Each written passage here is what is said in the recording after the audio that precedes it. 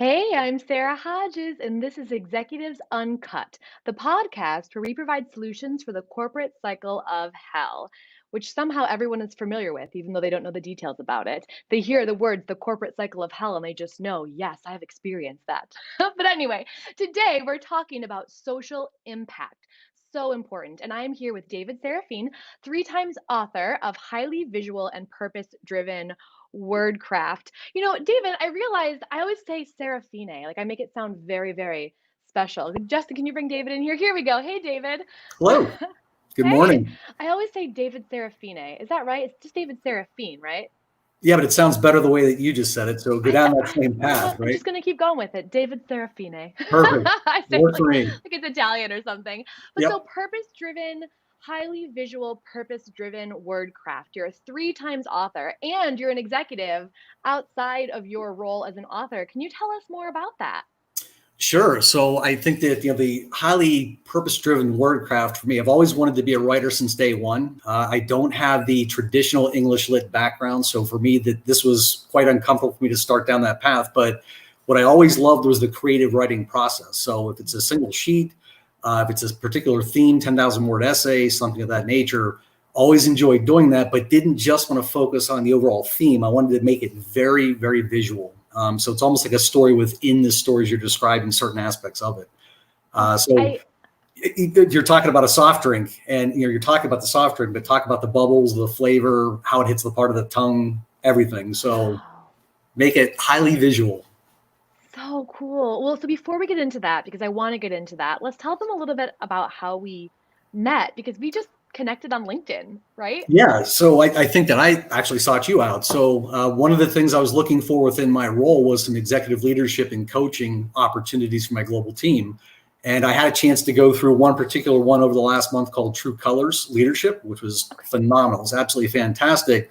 But I also came across your website and your background as well around the same time. So I felt that there was a almost like an augmenting process of what you brought to the table and then what I just went through. So I actually sought you out. I, of course, sent the request to learn more about what you did, and then certainly share my story as well. And that was it. LinkedIn. That's how we met. LinkedIn is such a powerful Yeah, tool for networking, and look at us now. here And we are. you That's right. you right? And you told me about your book, and I was just so inspired that I think what really stuck out to me is that when you were flying to Asia, right? I was China, Japan, I don't remember which one you said, that you were like, I could have read a movie, I could have watched a movie or slept, and instead I wrote a book. And I'm like, that's amazing. Can you tell us a little bit about, well, first tell us about the book, before the ashes fall, and what inspired you to write this particular one? Sure. And it's kind of a little segue into that. So this is my Sure. third book. The first one, again, talk about the purpose-driven wordcraft. The first one was an industry publication. And for me, I felt that there was a void in the way that people value security services on a global basis. And having seen what takes place in the corporate purchasing department cycle, I felt that there was a better way to do it for the industry. So I wrote a purpose-driven book based on that first, which some would argue is not necessarily highly visual wordcraft, talking about a sourcing process, but for me, it was purpose-driven. Wow. Getting to this particular novel at this point, two of my family members, my wife's family members, were diagnosed with various forms of dementia. Mm. And so I think that for me, the inspiration was watching how she basically engaged with that. You're thrust into a caregiving role when you weren't necessarily planning for it, middle of your career. You have Right. kids, things of that nature. But the one individual ended up passing a couple of years ago, and so I began writing at that point.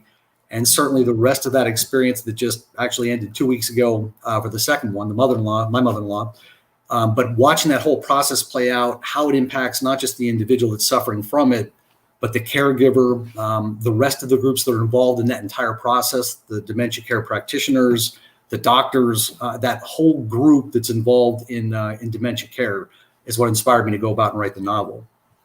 Wow. So, you went through this horrible experience because this is it uproots entire families when Yeah. someone's diagnosed with dementia. And it sounds like you coped by doing what you do best, which is writing, which is amazing. But how the heck did you manage that with your busy schedule as an executive besides writing on planes? Actually, I think that getting up very early in the morning and writing on planes, that's the It's two. really like that's how I did it. That's where I carved out the time. I think that getting up, if you really feel passionate about something, and I did about this is the one story that I felt very strong about saying, that's it. I'm going to go full tilt. I'm going to write about it. Every minute that I have an extra period of time, whether it's at 4:30 in the morning, it's on a plane, wherever it is, crossing the Pacific or something. If I have an extra minute, just keep writing. And I think that for me, and they'll say the same thing about writers in general, try to write 250 words a day. It doesn't matter if it's bad or good, just write, continue to write. And I am an abstract writer, as Sarah T. Schwab, my director, describes it. So I can just write on themes and go and go and go, and then have to work my way back and put some construct behind it. So I just kept writing. I wrote and wrote and wrote until one day I looked up and I had 85,000 words. And at that point it was, okay, it's finished. Now how do I modify it, make it better? So. Wow.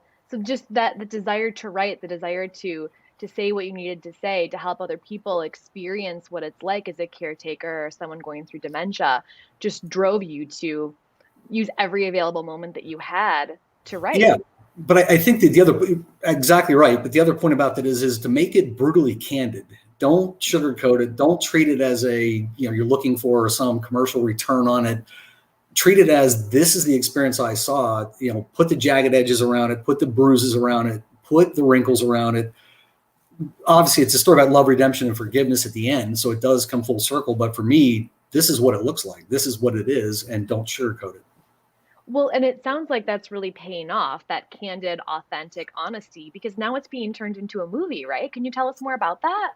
Yeah. So, and again, I'm going to have to credit LinkedIn one more time here, but as I was getting notes from various people, I had some notes from Chile, Ireland, the US, obviously, for the book, and they started engaging. What became very apparent to me was, this thing has no lane. This thing, meaning the diseases of dementia, have no lanes. It doesn't care about your socioeconomic status, doesn't care about anything, where your geography, anything like that. It is truly the quietest pandemic on the planet that people don't necessarily talk about. So for me, I happen to engage with a director in New York City. She's a fantastic director, an award-winning director.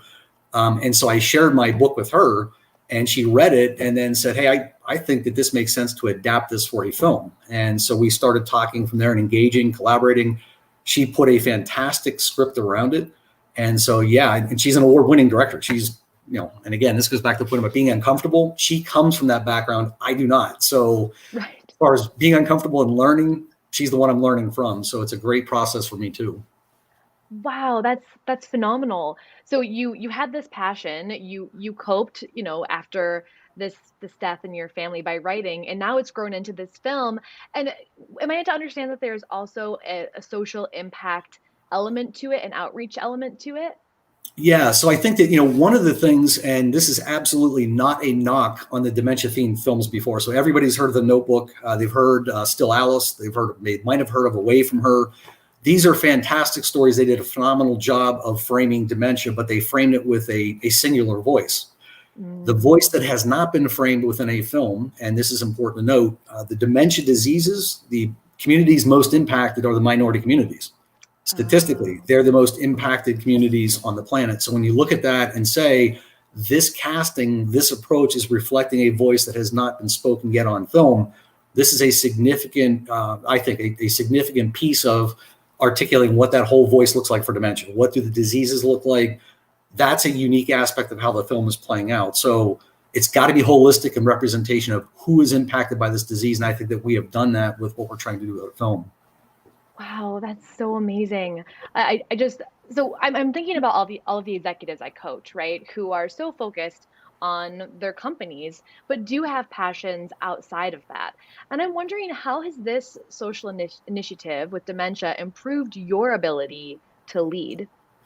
Well, I think that first and foremost, trying to write and engage with a community of professionals that do this for a living. So the directors, the screenwriters, people that are in that ilk, right? That's not my comfort level. So first and foremost, going into that and saying, I've got a story, look, you have some people saying, no way I want to take that on. It's not my style. It's not commercially viable. It's not what we want to look at. You eventually get to somebody that says, hey, I believe in the art form. I believe in the wordcraft. And that inspires you to say, okay, I'd like to take this further.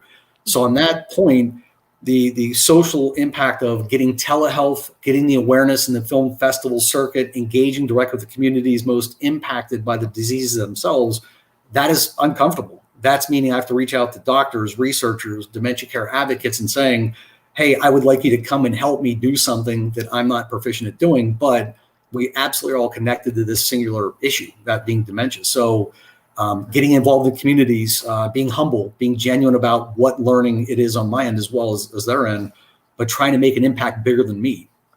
Yeah. So when you got back to the office after learning all of these new skills, right, to overcome some of some of your discomfort, to connect with people who are outside of your circle, what did you bring back to the office to affect the culture there? I think that there's a better connectivity to people when they show that you've basically exposed yourself and saying, hey, look, I'm really going through a tough time. I'm writing about something that's very, very personal. There's a genuine aspect of writing that's what you wrote. So it's connected for you on paper forever. And somebody looking at whether it's nonfiction or fiction, and there are blurred lines between the two, when you look at that, you say to yourself, that person wrote that. That's a humbling experience to do that. So I think the initial piece of being able to engage with somebody once that's been put out for the world to look at, it's a humbling experience to somebody to say, hey, I read that and I did or didn't agree or did or didn't like that. There's a connectivity to it. I mean, they have the ability at that point to say what they thought of your product versus it being being a leader saying what you feel about their particular product, which is the normal course. Oh, interesting. So it's almost a role reversal. It's a role reversal for sure. And especially if somebody's paid money to look at what you've written, I mean, they can leave a review, they can do whatever they want to do. So it's a humbling, connective experience is the way that I look at it. So my approach is very different. Having done that, now going to my team and basically having just a more humble approach, I think. So that's really cool. I never thought of that. I'm over here having my own insight. So, so, what do you think? Again, there are a lot of executives, a lot of people out there who have passions. What do you think fundamentally stands in the way between them having the passion and doing something about it, like you did?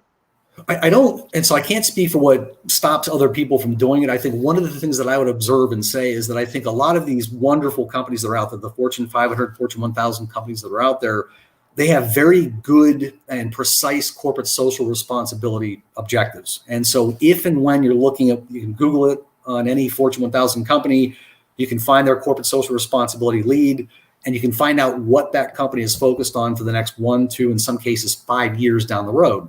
As an example, the environment, phenomenal and absolutely very worthwhile endeavor to focus on that. I think that at times people can lose their individuality and think that that is the only thing that they can support in their own areas. So as an example, if you have something that is personally affecting you, such as autism, that's a family connected issue, but your corporate goals are the environment, it doesn't preclude you from going off on your own and doing additional things to raise awareness for autism. So I think that some of the things may be self-limiting. You lose your individuality in some circumstances in the company you've worked for 15, 20, 25 years in some cases. That's the one thing I think stands in the way of making a difference outside of the corporate environment. Yeah, that's a really good point. It makes me, I have my own social initiatives, things that I'm passionate about. And it's ironic that today, of all days, when we're talking about this subject, I forgot to wear my necklace. And, certain viewers out there may realize, does Sarah not have any other jewelry? She wears the exact same necklace and outfit every time that she's on a podcast or in any video ever. And that's because my necklace has an H on it, which I think many people think is for Hodges, but it's actually for Hannah. And I had a daughter who was stillborn at 27 weeks by a freak umbilical cord accident. And so one of the things that I'm really passionate about is helping other moms, feel supported after, infant or pregnancy loss.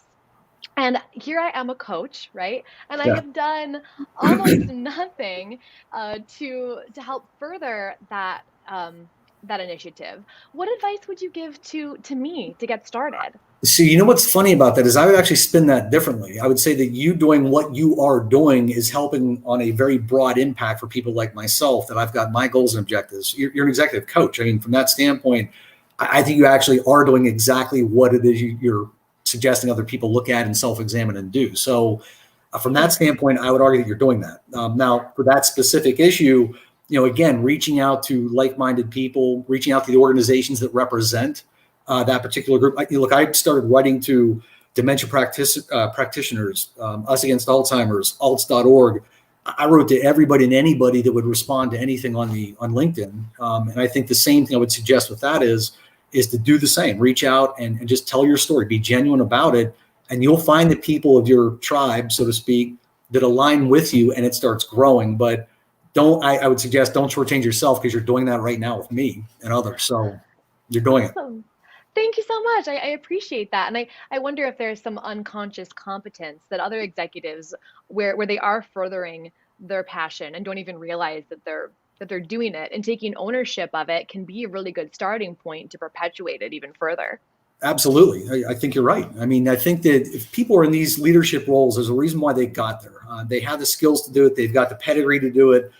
They've demonstrated a work history that allows them to be in that position. I think the social part of it, reaching out beyond the construct of the four walls and the corporate environment, things like that, that's the part that I think is the biggest challenge. And some people do that really, really well. I get to watch them and learn from them and hopefully follow them. You're an example of people that it comes naturally to. This is not natural to me. This is uncomfortable to me to do what we're doing right now. You're doing great. No. But I think it's things like that where this to me is absolutely critical, because the word gets out there. This is uncomfortable for me. So that's an example of reaching beyond your comfort level and doing something different. I feel like that's a great segue into the 3 tips that you have for executives who, want to take on a social impact project. Can we get to those? Yeah, I think that for me, do something that stirs your passion, your emotion. So what is it that hits you in a way where no matter where you are in your car, driving to work, you're watching a TV show at night, whatever it is that you're doing, something hits you and causes you to stop what you're doing and either pick up a pen and write it down, think about it 2 days later, think about anything beyond what it was you were doing at that moment. That to me says that there's a passion. Something stirred you inside. Why did that thing connect to you? If that thing connects to you, follow it. Follow the little breadcrumb trail, find out why that's of interest. If it really kind of stays the whole way back to the lead source of what started it, and it means something to you personally, keep going, chase it, follow it, see what you can do to help others in that same environment, get your tribe, talk with them. That's what I would suggest doing. So yeah, and speaking of finding your tribe, I know you also had a tip for us that, to embrace that discomfort and move outside of your silo. We're all siloed in organizations, to broaden your passion. Tell us more about that. Yeah, again, I mean, I think writing a book and saying you want to write a literary fictional novel, and the first question is, what was your background in college? Well, it was criminology and it was biology. It was not English lit. It was not writing. It was not anything like that. So first and foremost, overcoming that.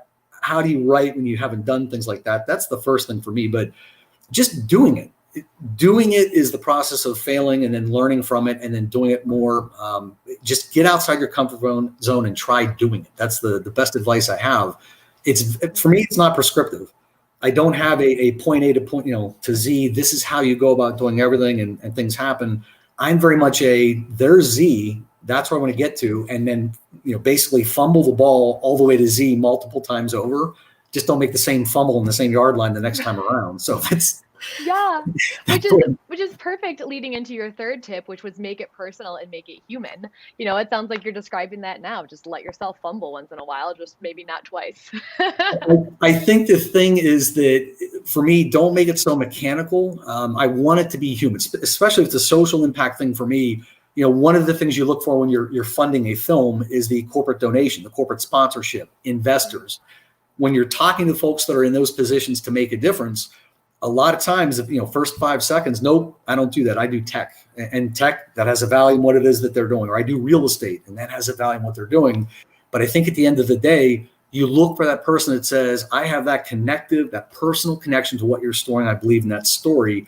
It's the same thing for others. If they have a personal connection in real estate, great. If they have a personal connection in biotech or whatever it might be, that's great. But make it personal. It's got to resonate with you. Otherwise, don't do it. Is the way that I look at it. That's such a great point. Make it personal. And I tell people that in every presentation that they do, anytime they're fundraising, making it personal. That way it connects with them emotionally. And it sounds like Completely. yeah. Yeah, I mean, Oh, if you're up there trying to articulate a story and it's that mechanical, death by PowerPoint, excuse me, those people that follow Microsoft, but I think that for me, it really is a forget the slides, forget anything, forget the questions, ask the question, and then go. And that to me is much more organic. You'll see what is genuine, what is not genuine based on the conversation that you and I are having, right? So that's the absolutely. genuine aspect behind it. Yeah. Awesome. So we kind of, created a coaching challenge, a succinct coaching challenge for executives who are out there based on your tips, David. So this week, if you guys want to make a social change, if you're interested in a social change, follow 3 simple steps.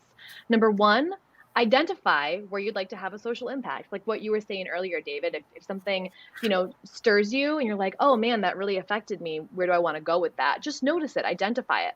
Number two, identify how your unique skills could foster that social impact. David's a writer. I'm a coach. Maybe if I want to have a social impact with, women who've experienced infant loss, I could offer to develop a relationship with them, to coach them after they experience that loss. But figure out what your unique skills are and how they could foster that social impact. And then three, get out of your silo, overcome that discomfort, and contact others in that field to listen, to ask questions and listen to what they need, and then offer support. Did I miss anything, David? No, I think number two to me was just absolutely spot on, the personal part of it. So I think you did great. I'm going to take your Perfect. advice, actually. Don't you love it how we're building on each other? I We think that's are, what's so yes. fun about this podcast. Awesome. Well, gosh, thank you so much for these amazing tips. Tell our viewers where they can find you, where they can donate. And any of my investor viewers out there, this is a really great initiative and they have an awesome donation based program too. Definitely contact David to find out more information about that. But give them the link. Yeah, so I think before the ashes fall, the film. I think one thing that I want to call out that's really important is this is a fiscally sponsored movie. So the film collaborative is approved. This which means it's tax deductible. You're making an impact vis-a-vis the donations in the very communities we're trying to conduct the outreach in. That is critical. The vast majority of movies that are out there don't get that sponsorship. Therefore, it is purely a monetary thing, right? So for me, before the ashes fall, the film.com. Look up Sarah T. Schwab on LinkedIn. She is the director. You'll see her pedigree, which is absolutely wonderful. That is who is working with us in this project. And then reach out to me directly on LinkedIn, Facebook, anywhere. I will be glad to answer any questions you might have about our goals.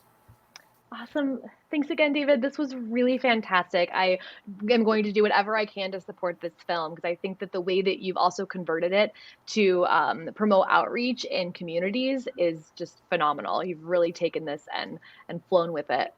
Thank you, Sarah. And I certainly learned today from you. So I appreciate that and our continued professional engagement. Absolutely. Well, thanks everyone else for tuning in to this episode of Executives Uncut. If you enjoyed the content, make sure to subscribe and share with someone who could benefit. Don't forget to visit hodgescoaching.com for new episodes, or you can always follow us at Hodges Coaching on social media, pretty much everywhere. I'm Sarah Hodges, and I'll see you next week.